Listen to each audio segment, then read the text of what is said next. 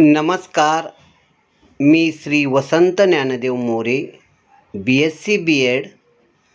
माझ्या यूट्यूब चॅनेलमध्ये आपले मनपूर्वक स्वागत करतो. नमस्कार.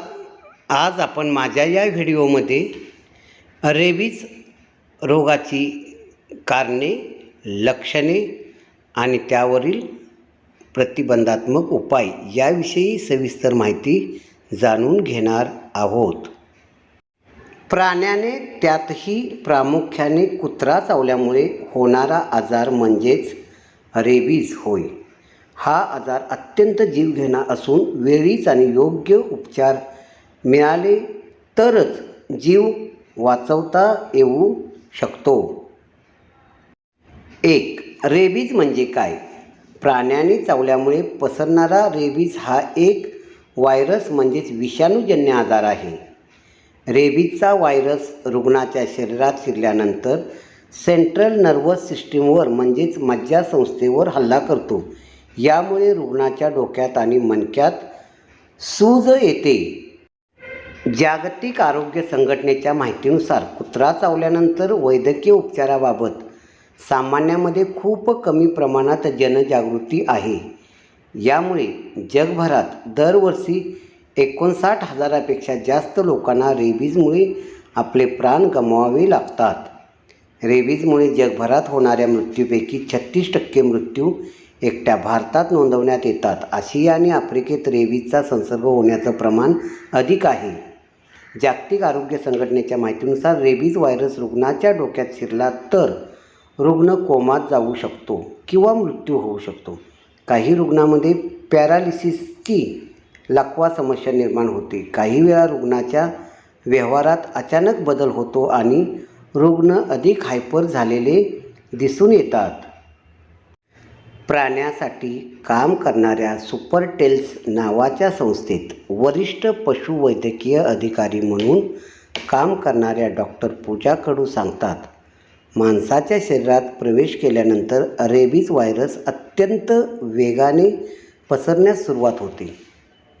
तज्ज्ञ म्हणतात, एकदा रेबीजचं निदान झालं तर या आजारावर कोणताही ठोस उपाय नाही. त्यामुळे प्राणी चावल्यानंतर प्रतिबंधात्मक उपाय सर्वात महत्त्वाचे आहेत. 2. रेबीज कसा पसरतो? रेबीज प्रामुख्याने जंगली प्राण्यांमध्ये पण काही प्रमाणात घरातील पाळीव प्राण्यांमध्येही आढळून येतो. रेबीजचा संसर्ग झालेल्या प्राण्याच्या लाळेतून हा आजार पसरतो. नॅशनल सेंटर फॉर डिसीज कंट्रोलच्या NCDCच्या माहितीनुसार प्राण्याने चावल्यामुळे, अंगावर ओरखडी मारल्यामुळे, माणसांच्या अंगावरची उघडी जखम चाटल्यामुळे प्राण्यांच्या लाळेतून रेबीजचा विषाणू मानवी शरीरात प्रवेश करतो. भारतात 95% प्रकरणात माणसांना रेबीज होण्यामागे कुत्रा कारणीभूत आहे, तर 2% प्रकरणात मांजर आणि 1% प्रकरणात कोल्हा किंवा मुंगसामुळे रेबीज पसरतो. 3. रेबीजची लक्षणं काय? तज्ज्ञांच्या माहितीनुसार रेबीजची लक्षणं काही वेळा फार उशिराने लक्षात येतात, पण तोपर्यंत उपचार कठीण होण्याची शक्यता असते.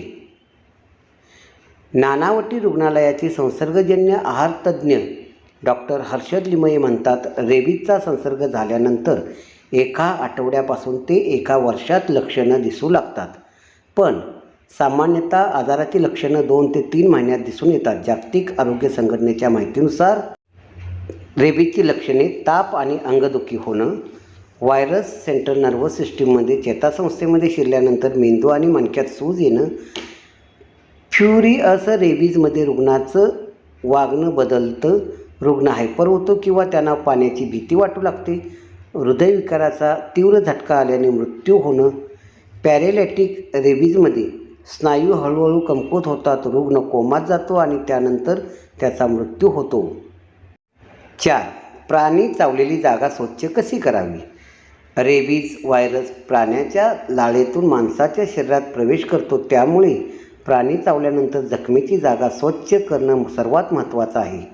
डॉक्टर लिमये म्हणतात, प्राण्याने चावल्यानंतर जखमेवर योग्य उपचार अत्यंत महत्त्वाचे आहेत. त्यामुळे संसर्ग शरीरातील इतर भागात पसरण्यावर नियंत्रण मिळवता येते, ज्यामुळे पुढील गुंतागुंत कमी होते. नॅशनल सेंटर फॉर डिसीज कंट्रोलने NCDC प्राणी चावल्यामुळे झालेली जखम कशी स्वच्छ करावी यासाठी मार्गदर्शक सूचना दिल्यात.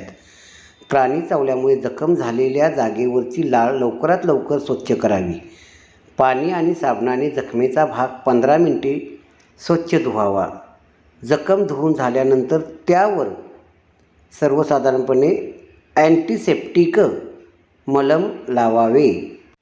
साबण किंवा व्हायरस विरोधी पदार्थ, अल्कोहोल, प्रोव्हिडोन, आयोडीन उपलब्ध नसेल तर जखम पाण्याने धुवावी. जखमेत संसर्ग होऊ नये यासाठी टिटॅनसचं इंजेक्शन घ्यावं. कुत्रा चावलेल्या रुग्णाला मानसिक आधार द्यावा. तात्काळ डॉक्टर किंवा रुग्णालयात जाऊन वैद्यकीय मदत घ्यावी. 5. प्राणी चावल्यामुळे झालेल्या जखमेवर हे लावू नका. तज्ज्ञाच्या सांगण्यानुसार साध्या हाताने जखमेला स्पर्श करू नका. स्पर्श करण्याआधी हात स्वच्छ करावेत. जखमेवर माती, तेल, लिंबू, खडू, मिरची पावडर यासारखे पदार्थ लावू नका. जखमेवर पट्टी बांधू नका. 6. डॉक्टरकडे केव्हा जावं? कुत्रा किंवा प्राणी चावल्यानंतर तात्काळ योग्य वैद्यकीय उपचार मिळाले तर रुग्णाचा जीव वाचवता येऊ शकतो.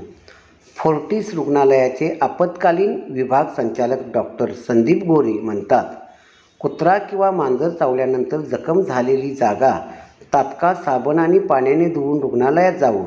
सर्वांनी लक्षात घेतलं पाहिजे, रेबीजवर नियंत्रण हा एकमेव पर्याय आहे. लोकांमध्ये रेबीज या आजाराबाबत आणि वैद्यकीय उपचाराबाबत जनजागृती नसल्याने लोक उशिरा डॉक्टरकडे उपचारासाठी पोहोचतात. काही प्रकरणात रुग्णालयात उपचारासाठी दाखल होईपर्यंत रुग्णाचा मृत्यू होतो. तज्ज्ञ म्हणतात, प्राणी चावल्यानंतर किंवा प्राण्याने अंगावर ओरखडा मारल्यानंतर तात्काळ डॉक्टरकडे किंवा रुग्णालयात जाऊन उपचार घ्यावेत. डॉक्टर हर्षल लिमये सांगतात, प्राण्याने शरीरावर ओरखडा मारला असेल तर रुग्णाला तातडीने रेबीजची लस दिली जाते. पण जखमेतून रक्त येत असेल किंवा प्राण्याच्या लाळेचा संपर्क झाला असेल तर लसीसोबत रेबीज इम्युनोग्लोबिन देण्यात येते. प्राणी चावल्यानंतर तात्काळ वैद्यकीय उपचार घेतल्यामुळे लक्षणावर योग्य उपचार होतात आणि रोगाचा प्रसार नियंत्रणात ठेवता येतो. पशुवैद्यकीय अधिकारी डॉक्टर पूजा कडू यांच्याकडून आम्ही प्राणी चावल्यानंतर रेबीज विरोधी लस कशी देण्यात येते याची माहिती आम्ही जाणून घेतली. त्या सांगतात, रेबीज प्रतिबंधासाठी रेबीज विरोधी लसीचे 5 डोस घ्यावे लागतात. प्राणी चावल्यानंतर त्याच दिवशी लस घ्यावी लागते. याला 0 दिवस असं म्हटलं जातं. त्यानंतर 3, 7, 14 आणि 28व्या दिवशी रेबीज विरोधी लस घ्यावी लागते. 7. रेबीजबद्दलचे चुकीचे समज. रेबीजबाबत लोकांमध्ये जनजागृतीचा अभाव असल्यासोबतच गैरसमजही खूप आहेत. रेबीजच्या उपचारात 14 दिवस सलग पोटात इंजेक्शन घ्यावं लागतं किंवा कुत्रा चावल्यानंतर झालेल्या जखमेवर हळद, हायड्रोजन पेरॉक्साईड, औषधी वनस्पती तूप लावल्याने संसर्गाच्या प्रसारावर नियंत्रण मिळवता येतं, असं काही गैरसमज लोकांमध्ये असल्याचे डॉक्टर लिमये सांगतात. 8. रेबीजची लस कोणाला दिली जाते? डॉक्टर पूजा कडू पुढे सांगतात, घरातील कुत्रा, मांजर यासारख्या पाळीव प्राण्यांना रेबीज विरोधी लस दिली जाते. त्याचसोबत पशुवैद्यकीय अधिकारी, डॉक्टर, कर्मचारी आणि प्राण्यासोबत काम करणाऱ्यांना प्रतिबंधात्मक उपाय म्हणून दिली जाते. 9. रेबीज झालेल्या प्राण्यांचं काय केलं जातं? पशुवैद्यकीय अधिकारी डॉक्टर कडू पुढे सांगतात, कुत्र्यामध्ये रेबीजचा संसर्ग झाल्याचे अनेक प्रकरणं पाहायला मिळतात. एखाद्या प्राण्याला रेबीज असल्याचा संशय आला तर त्यांना मॉनिटर केलं जातं. या प्राण्यांना सरकारी रुग्णालयात किंवा प्राण्यासाठी काम करणाऱ्या सामाजिक संस्थांच्या आयसोलेशन वॉर्डमध्ये वेगळं ठेवलं जातं. प्राण्यांना रेबीज होऊ नये यासाठी त्यांचं नियमित लसीकरण महत्त्वाचं आहे. डॉक्टर कडू पुढे म्हणाल्या, प्राण्यांना पहिल्या वर्षी रेबीज विरोधी लसीचे 2 डोस दिले जातात. त्यानंतर दरवर्षी 1 डोस दिला जातो. खासियत संसर्गजन्य रोग. लक्षणे: ताप, पाण्याचा अत्यंत तिरस्कार, गोंधळ, जास्त लाळस्राव, भ्रम, झोपेत अडथळा, अर्धांगवायू, कोमा, अतिक्रियाशीलता, डोकेदुखी, मळमळ, उलट्या, चिंता. कारणे: रेबीज विषाणूमुळे ऑस्ट्रेलियन बॅट लिसा व्हायरस. प्रतिबंध: रेबीज लस, प्राणी नियंत्रण, रेबीज इम्युनोग्लोबुलिन उपचार, सहाय्यक काळजी, औषधोपचार असाध्य, रोगनिदान, 99% लक्षणे दिसू लागल्यानंतर प्राणघातक मृतांची संख्या जगभरात प्रतिवर्ष 59,000 आहे. रेबीज हा अतिशय तीव्र स्वरूपाचा विषाणूजन्य प्राणघातक रोग आहे. रेबीज हा पशुजन्य संक्रमित आजार आहे. हा रोग प्राण्याप्रमाणेच माणसांनाही कुत्रा चावल्यामुळे होतो. रोगाची लक्षणे तपासून तातडीने उपाययोजना करणे फार महत्त्वाचे आहे. रेबीज हा रोग कोल्हा, लांडगा, तरस, वटवाघूळ, मुंगूस, घुबड या सगळ्या जंगली प्राण्यात व गाय, म्हैस, शेळी, मेंढी, डुकरे, उंट, घोडा, कुत्रा यासारखे पाळीव प्राण्यातही आढळून येतो. 1. रेबीज रोगाचे विषाणू हे अतिसूक्ष्म 30 ते 300 नॅनोमीटर लांब आणि 70 ते 75 नॅनोमीटर रुंद असून त्यांचा आकार बंदुकीच्या गोळीसारखा असतो.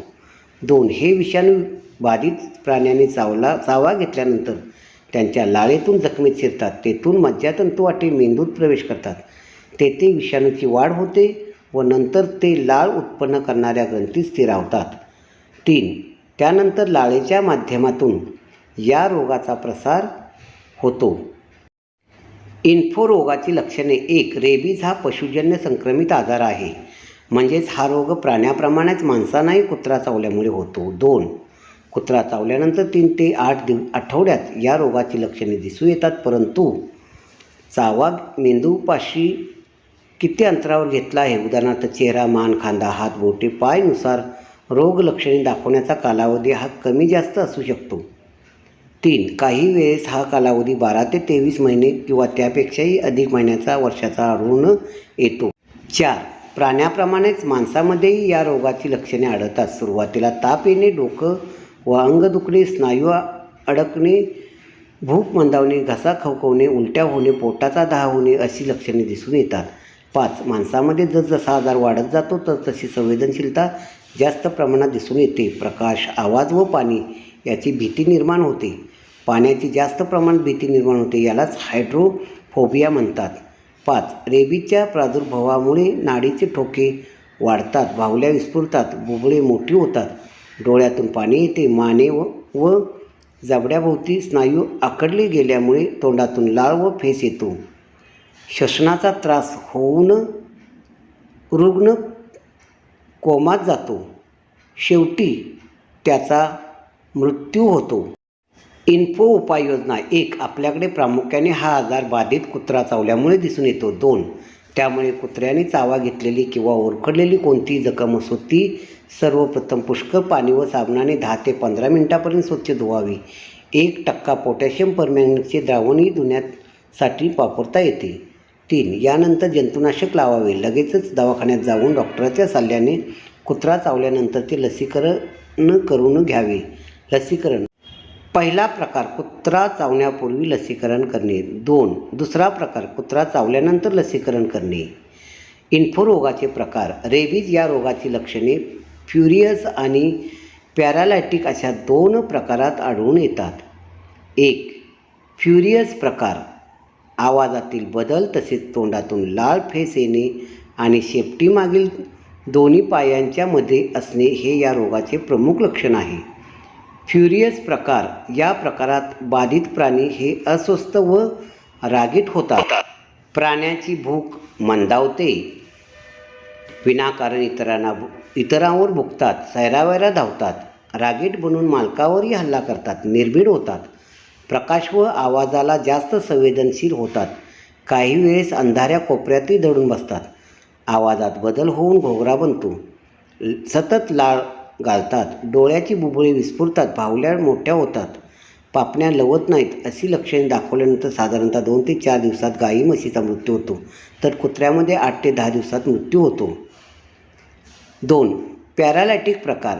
1. या प्रकारात हळूहळू लकव्याची लक्षणे दिसून येतात, मुख्यतः जबड्याकडील भागाला लकवा होतो. 2. जनावरे अन्न पाणी घेऊ शकत नाहीत, जबड्याला लकवा झाल्यामुळे जनावरे तोंड उघडू शकत नाहीत. 3. जनावरे जास्त प्रमाणात लाळ घालतात, पाण्याची भीती निर्माण होते, यालाच हायड्रोफोबिया असे म्हणतात. 4. जबडा व गळ्याभोवती मांसपेशी पॅरालाइज्ड झाल्यामुळे श्वासोच्छवासास त्रास होतो. शेवटी कोमात जाऊन प्राण्याचा 6 ते 7 दिवसात मृत्यू होतो. रेबीजमुळे जगातील 36% मृत्यू भारतात होतात. भारतात दरवर्षी 1.74 कोटी लोकांना कुत्रे चावतात. रेबीजमुळे दरवर्षी 20,000 लोकांचा मृत्यू होतो. 60% रेबीज प्रकरणे 15 वर्षाखालील मुलांमध्ये आढळतात. भारतातील प्राणी जे माणसांना चावतात, 92% लोकांना कुत्रे चावतात. माकड 3% लोकांना चावतात. मांजरी 2% लोकांना चावते, तर 3% लोकांना इतर प्राणी चावतात. कुत्रा चावल्यानंतर जखम कशी साफ करावी? प्राण्याने चावा घेतल्यानंतर त्या ठिकाणी काळजी का घ्यावी? 15 ते 20 मिनिटे पाण्याच्या तीक्ष्ण प्रवाहाखाली जखम घासून घ्या. कुत्रा किंवा इतर प्राण्याच्या चाव्यामुळे झालेली जखम ताबडतोब स्वच्छ करा. जखम खूप खोल आणि गंभीर नसल्याने टाके घालू नका. कुत्रा चावल्यानंतरचे 12 तास अत्यंत महत्त्वाचे आहेत, हे लक्षात ठेवा. जगात कुत्र्यामुळे रेबीजचा सर्वाधिक प्रसार होत आहे. 150हून अधिक देश अजूनही रेबीज विषाणूच्या विळख्यात आहेत. रेबीजमुळे दरवर्षी 59,000 लोकांचा मृत्यू होतो. आशिया आणि आफ्रिकेत 95% मृत्यू रेबीजमुळे होतात. जगभरातील 90% लोकांना कुत्रा चावल्यामुळे रेबीज होतो. रेबीजमुळे मरणाऱ्यापैकी 99% लोकांना कुत्रा चावलेला असतो. रेबीजमुळे मरणाऱ्यापैकी 40% रेबीज कुत्रा चावतात. 2.9 कोटी लोकांना दरवर्षी प्राण्याच्या चाव्यावर रेबीजची लस दिली जाते. 15 मिनिटात रेबीजमुळे 1 मृत्यू तर 10 लोकांमध्ये 4 मुलांचा होतो मृत्यू. माझा हा व्हिडिओ आपल्याला आवडला असल्यास लाईक करा आणि सबस्क्राईब करा.